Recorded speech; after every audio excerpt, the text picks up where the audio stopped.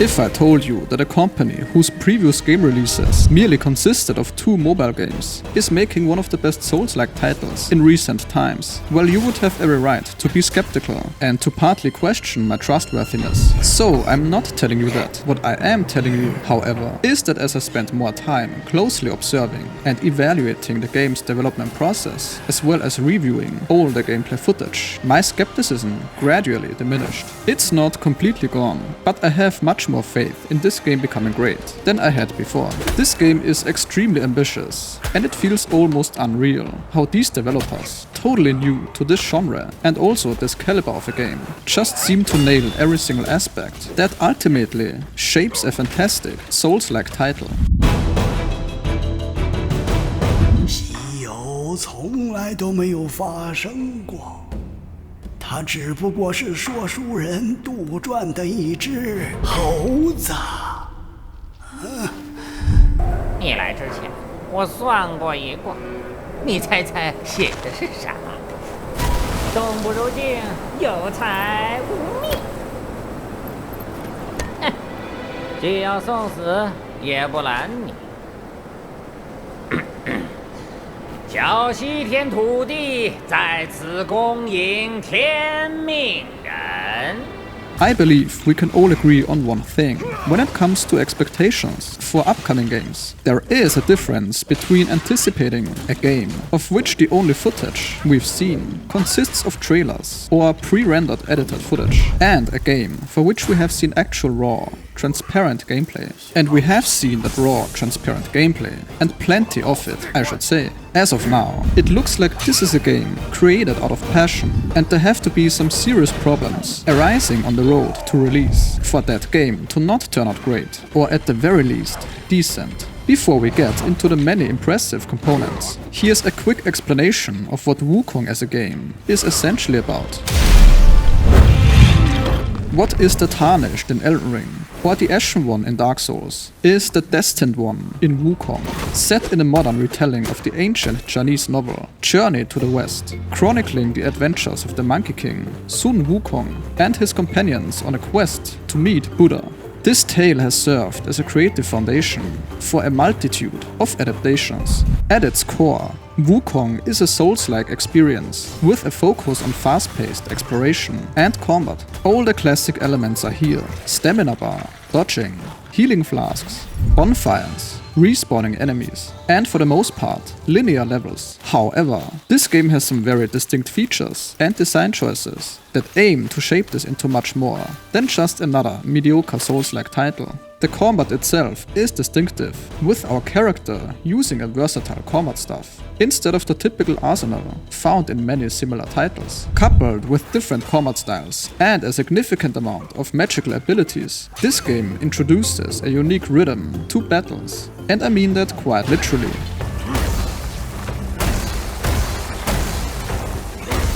Their transformations, which is a key aspect of both the game and the original mythology, furthermore sets the game apart. With that being said, I want to first show you one of the most distinctive and remarkable components here, and that is its setting.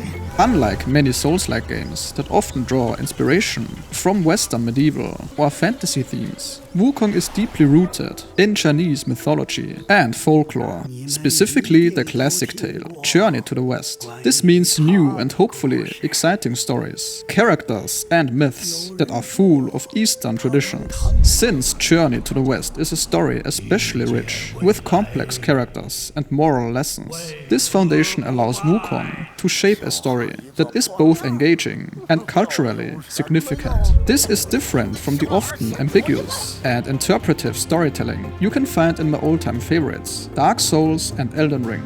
And I am looking forward to this appealing approach. What's great is that all of the game's features build upon this Chinese mythology foundation. Take a look at combat, for instance. I was honestly amazed by how good it looks, and combat is one of the most important aspects that simply cannot suck in a Souls game, or any action RPG, really.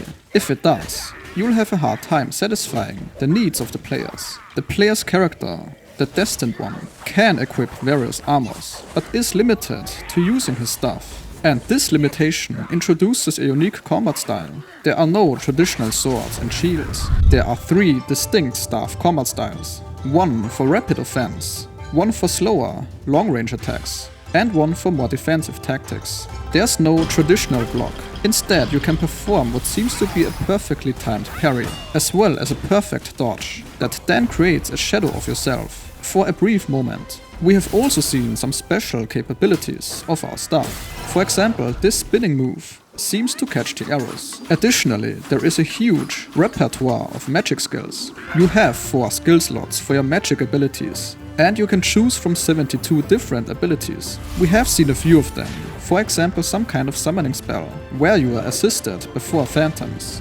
Then some kind of paralyzing skill, and a defensive ring of fire. That seems especially useful for having time to rethink your next course of action and heal yourself. Now, here's the thing. Depending on how much you know about the original novel, you may or may not know that our character can transform into various different animals, like a druid essentially. If I have observed this correctly, each transformation seems to last around 20 seconds. We have seen our Destined One transform into a cicada, a bat, some kind of wolf, and whatever you interpret that as. These transformations are not just cosmetic, but play an important role in both combat and puzzle-solving aspects. I believe the way the entire combat and gameplay system is designed tremendously increases and benefits the game's replay value. Replay value tends to be on the higher side with most Souls titles, but I think this one can take it to the next level. 我在许多奇怪的梦里见过你们，你们因缘际会走到一起。 Now, I think we can agree that the combat isn't the only thing where this game makes a great first impression.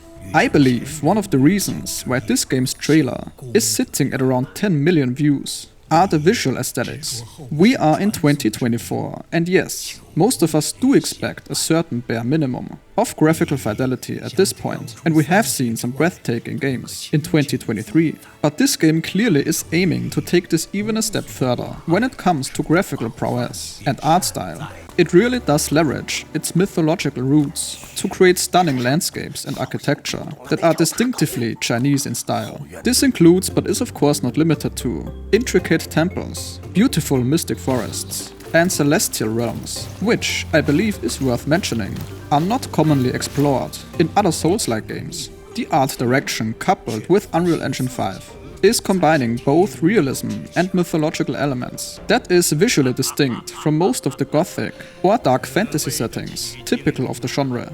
The question that remains is whether game science is up to the task to execute all of this well for a relatively smooth launch this year. Before this mega project, the Chinese studio had only developed smaller games, like the multiplayer strategy game Art of War Red Tides and the turn-based Legend of 100 Heroes, which both released on mobile. So I guess the verdict for now is to be cautiously optimistic and excited.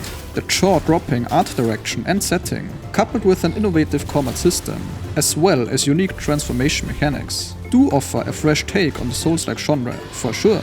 However, I think it wise that we, as potential players, should remain cautiously optimistic, simply due to game science, very limited track record with large-scale projects. If this video helped you out or entertained you, you can make all the difference with a single like. It does tremendously help with my video's performance. See ya!